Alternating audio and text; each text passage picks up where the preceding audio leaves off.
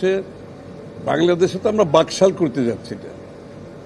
সবাই যে একমত, সবাইকে যে একমত হতে হবে এটা যারা চিন্তা করে, এটা একটা বাকশালী চিন্তা, যেটা শেখ হাসিনার পিতা করেছিলেন। কারণ বিভিন্ন দলের বিভিন্ন দর্শন, চিন্তা ভাবনা থাকবে, ভিন্নমত থাকবে। বিষয়টা হচ্ছে যেখানে ঐক্যমত হয়েছে সেগুলোর বাইরে সংস্কার করার কোনো সুযোগ নাই। এর বাইরে যেটা করতে যাবে সেটা আপনাকে ডেমোক্রেটিক প্রসেসের মাধ্যমে আসতে হবে, নির্বাচনী প্রক্রিয়ার মাধ্যমে আসতে হবে, জনগণের ম্যান্ডেট নিয়ে আসতে হবে। সুতরাং যেগুলো ঐক্যমত হয়েছে এই বিষয়গুলো জাতির সামনে কেন তুলে ধরা হচ্ছে না, এটাই প্রশ্ন। অলরেডি সবাই সাবমিট করে দিয়েছে, অনেক দিন সময় চলে গেছে, আলোচনা শেষ। আপনি এটার জন্য এক সপ্তাহ বেশি সময় লাগে না কোথায় ঐক্যমত হয়েছে। জাতিকে জানান কোথায় ঐক্যমত হয়েছে, জাতি জানুক, এবং ওই ঐক্যমতের ভিত্তিতে আমরা সনদ সই করে দিয়ে নির্বাচনের দিকে এগিয়ে যাই। খুব সহজ ব্যাপার, এর বাইরে যাওয়ার তো কোনো সুযোগ নাই।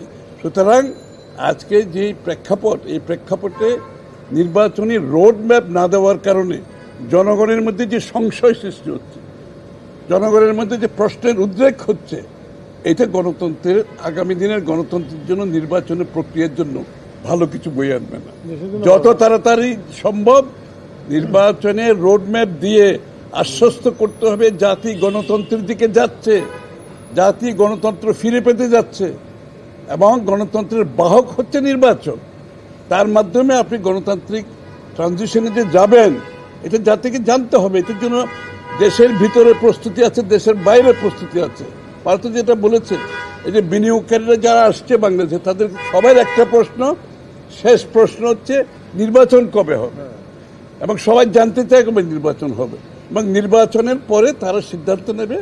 দেশের ভিতরের বিনিয়োগকারী, দেশের বাইরের বিনিয়োগকারী, শুধু বিনিয়োগ তো নয়, যত স্টেক হোল্ডার বাংলাদেশের সাথে কাজ করছে সবাই সিদ্ধান্তের ব্যাপার আছে, সবাই অপেক্ষা করছে নির্বাচনের জন্য।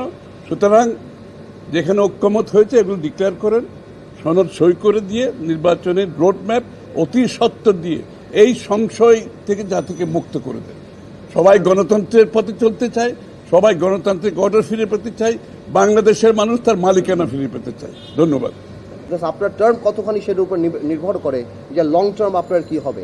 তা আমার মনে হয় যে এই কালক্ষেপণ এখন না করে নির্বাচনী রোড ম্যাপটা এখন জনগণের দাবি। আমার মনে হয় সেটাতেই কনসেন্ট্রেট করা উচিত এই সরকারের।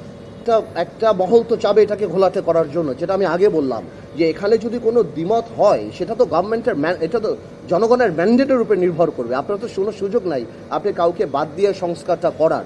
দ্বিমত তো থাকতেই পারে, প্রত্যেকটা রাজনৈতিক দল তার নিজস্ব মতামত থাকতে পারে, বাট আমাদের কথা হলো যেই সংস্কারগুলো সবাই একমত হয়েছে এবং বাকিগুলি যেগুলিতে একটা ন্যাশনাল সনদ নিয়ে বা একটা চার্টার করে নির্বাচনমুখী হয়ে গেলেই হয়। আপনি 50টা রাজনৈতিক দল 50টা ব্যাপারে অনেক কিছু অপিনিয়ন থাকতে পারে, তার উপরে ভিত্তি করে একমত হব ওই চিন্তা করে আপনি তো আর এই নির্বাচনকে পিছিয়ে নিতে পারেন না, বা আপনি এটাকে একটা ঘোলাটে পরিবেশ সৃষ্টি করতে পারেন না।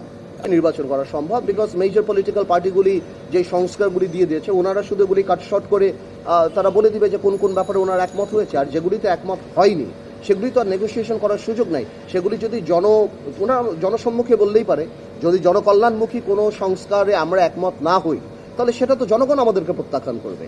কিন্তু তার মানে তো এই না যে প্রত্যেকটা পিন পয়েন্ট ধরে আপনি যদি এরকম পারপিচুয়াল টাইম নিয়ে যাবেন যে সংস্কার কবে হবে, এবং জাতি এরকম একটা আনসার্টেনিটি থাকবে, রাজনীতি আনসার্টেনিটি থাকবে, দেশের ইকোনমি আনসার্টেনিটি থাকবে। আজকে বড় বড় ইন্ডাস্ট্রি থেকে আরম্ভ করে কলকারখানা, মানুষ কেউ ইনভেস্ট করতে যাচ্ছে না এই চিন্তা করে ইলেকশনের পরে হবে, ইলেকশনের পরে করব, স্টেবল গভর্নমেন্ট নাকি। বৈদেশিক যারা আমাদের বন্ধু বান্ধব বা অন্যান্য দেশ আছে তারাও পর্যন্ত এই সরকারকে ওই সিরিয়াসলি তারা নিবে না।